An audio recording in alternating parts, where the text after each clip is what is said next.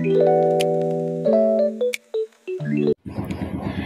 day everyone, I am the first reporter of this topic. So my topic is all about the gender analysis framework and tools.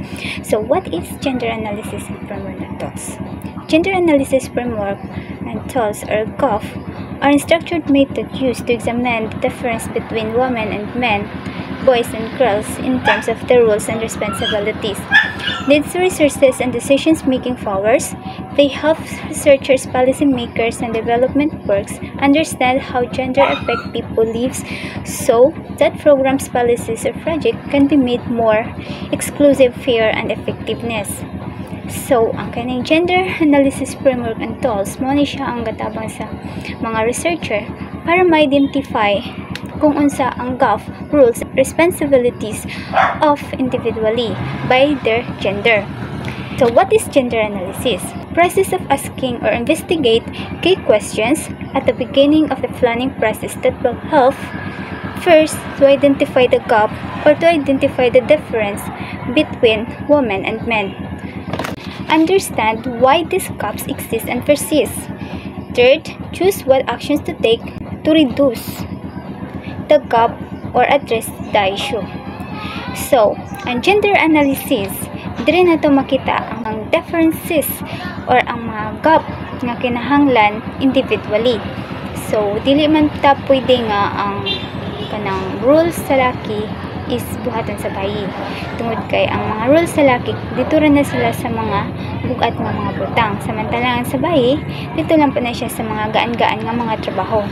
Like for example, na sila family farming.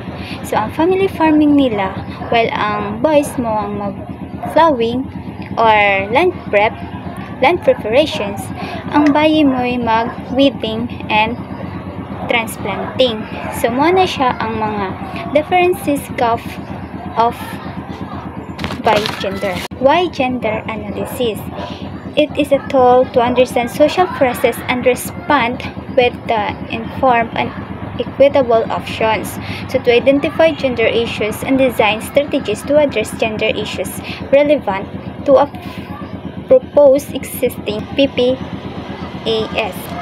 It contributes to being more accurate in desegregating the factors that create and sustain one conditions.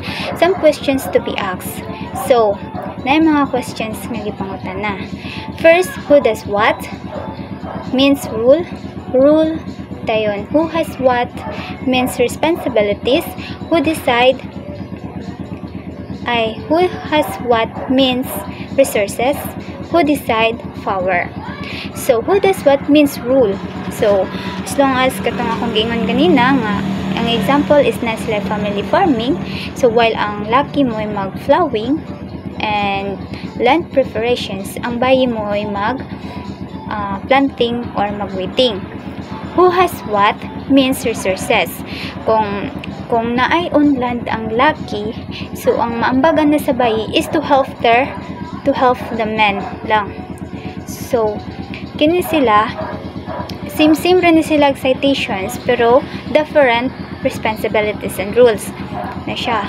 Then, who to decide kung kinsa ang modala or kung kinsa ang decision. Like for example, sa family, kung kinsa ang ga-handle sa farming. So, syempre, ito example dito sa itong family. So, ang handle sa farming is ang mga laki. Ang handle sa house is ang mga bayi. Muna siya ay who to decide's power. Then, these questions help to understand. So, kini nga mga questions, mutabang na siya para maka-understand individually kung sa mga responsibilities, gap, and inequalities nga mga pinuhatan. Mga rules and responsibilities individually. Importance of gender analysis. To identify gender-specific constraints and opportunities. So, to identify the gender, kung sa iyang mga limitations and mga opportunities nga pwede. To identify possible strategic measures to overcome the constraints. So, dili na to mahibalan kung unsa ang mga strategy para nga mahibalan na to kung paunsa na to mo-overcome ang usa ka limitation.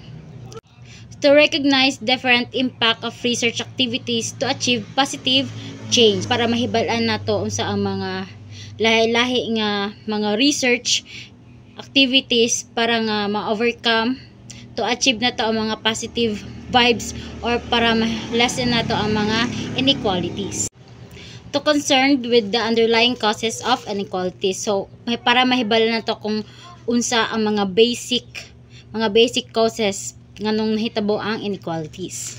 Helps to apply understanding of causes of inequalities for policy development and service delivery. So, para mga mas mahibalan pa nato o makatabang ni siya kung paunsa nato iko ng inequalities, i-overcome kung unsa pod ang mga causes ani niya, which is maghimo ta og research para nga ma-overcome natin yung mahibalan pa og ayo.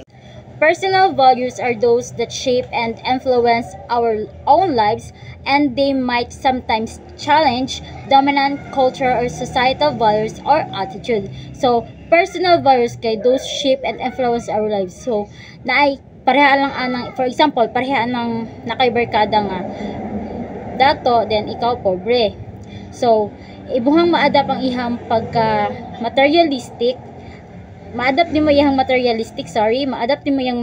materialistic tungod kay gisigi kag kuyog niya bali ma-influence ka kung unsa iyang mga lifestyle nga gipangbuhat.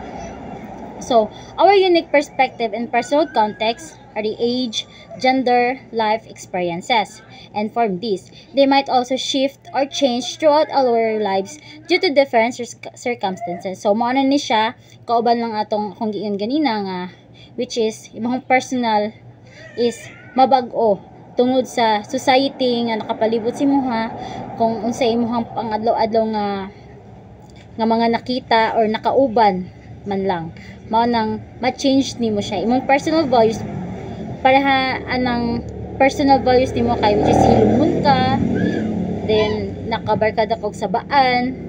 So imong pagkahilumon nawala tungod kay na-influence kaniya, na-adapt nimo ihang pagkasabaan. Access to assets includes information on gender relations that affect access to the resources necessary for a person to be productive participant in communities and nations. These include tangible assets such as land, capital, and tools, and intangible assets such as knowledge, education, and information. So, access to assets, which is na kining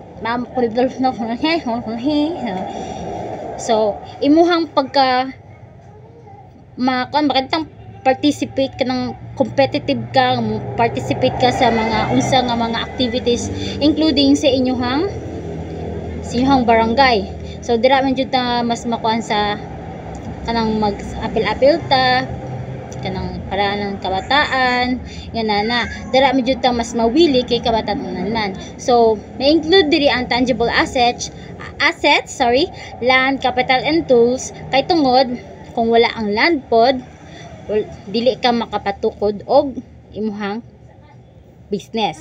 Then capital, dili pud ka makakuan og land kung wala kay capital ibayad.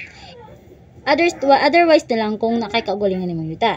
And tools, so unsa ang mga tools nga imong gipanggamit ana para nga maka coverage ka anang land capital nimo. So intangible assets such as knowledge, education, and information. So knowledge kung unsa imong mga nahibal-an, then imong gi-share o unsa pa imong mga na-gather nga knowledge.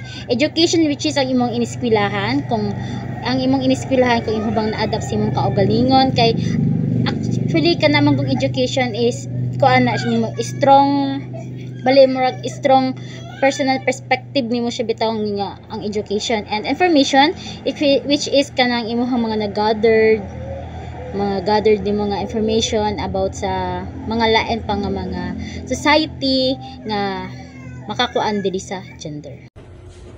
So, power sometimes is unfair para sa tuwa because wala tayo right kay sila man ang nagabuot para sa tuwa.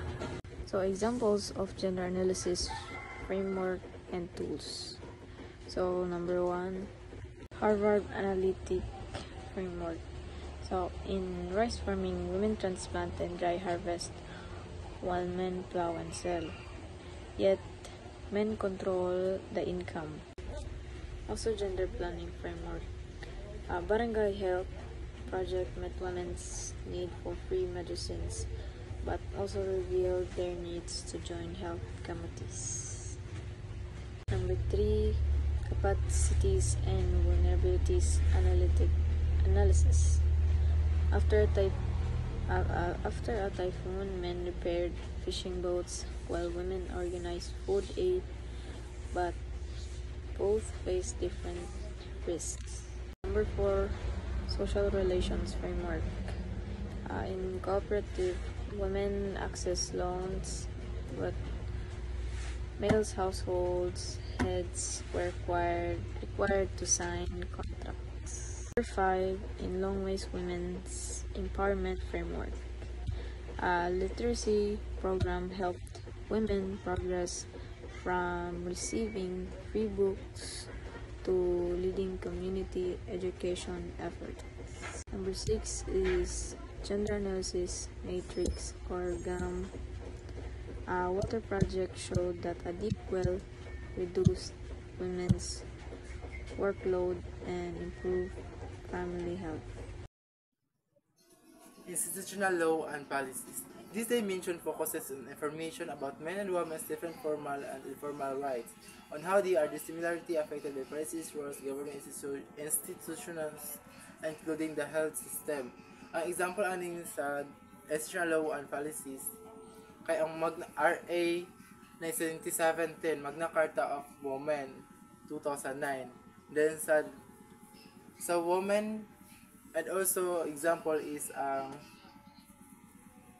RA 9262, Anti-Violence Against Women and Their Children.